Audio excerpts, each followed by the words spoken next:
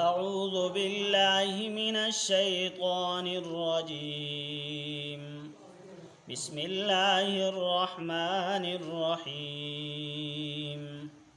ألف لام ميم. ذلك الكتاب لا ريب فيه هدى للمتقين الذين يؤمنون بالغيب ويقيمون الصلاة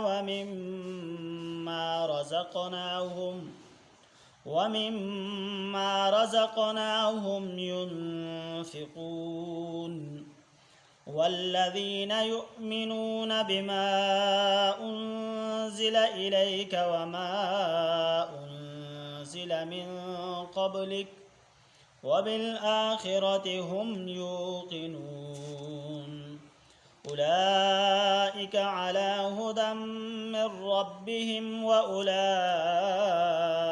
هم المفلحون إن الذين كفروا سواء عليهم أأنذرتهم